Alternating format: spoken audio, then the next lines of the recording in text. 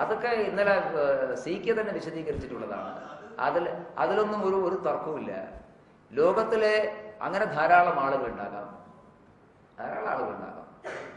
ഞങ്ങള് ഇന്നലെ ഈ വിഷയം ചർച്ച ചെയ്ത് തീർത്തതാണ്. പിന്നെ വീണ്ടും തുറക്കണം. നിങ്ങൾക്ക് എന്താ ഇത്ര ആഗ്രഹം?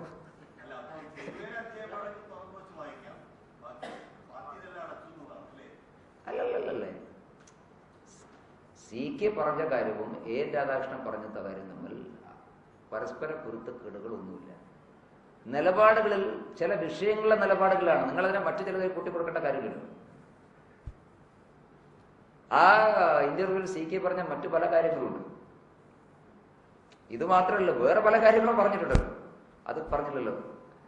അപ്പൊ അതുകൊണ്ട് ഞങ്ങൾ ഇടയിലൊരു തർക്കം ഉണ്ടാക്കണമെന്ന് ആഗ്രഹമുള്ളവരുണ്ടാകാം. നിങ്ങളല്ല, വേറെ ചില ആൾക്കാരുണ്ടാകാം. നടപടി അങ്ങനെയൊന്നും ഞങ്ങൾ ചർച്ച ചെയ്തിട്ടൊന്നും. ഞങ്ങൾ ഈ വിഷയം ചർച്ച ചെയ്തു. ആ വിഷയത്തിന്റെ ന്യായാന്യായങ്ങൾ പരിശോധിച്ചു.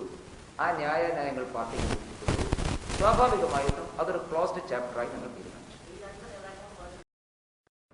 ഒരു പാർട്ടിയിലെ ഒരു ലീഡർഷിപ്പിലുള്ള ഒരാൾ അഴിമതി കാണിക്കുമ്പോൾ അത് ആ പാർട്ടിയുടെ അഴിമതിയായിട്ട് ആരും ഒരിക്കലും പറയാറില്ല. ഇത് രണ്ടും ഇടപിരിച്ച് കാണേണ്ടതാണ്.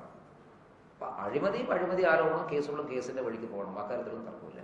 ഞങ്ങൾ ഇത്രയും കേരളത്തിലെ ഈ സാഹചര്യത്തിൽ പറയുന്നത് LDFനും UDFനും ബദലായിട്ടുള്ള ഒരു ബദലാണ് BJP ആഗ്രഹിക്കുന്നത്.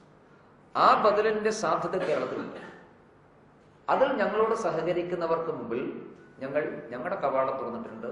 അത് വിപുലപ്പെടുത്താൻ ഞങ്ങൾക്ക് ഞങ്ങളുടേതായിട്ടുള്ള വഴികളുണ്ട്. ഞങ്ങളുടേതായിട്ടുള്ള ശ്രമം ഞങ്ങൾ നടത്തും.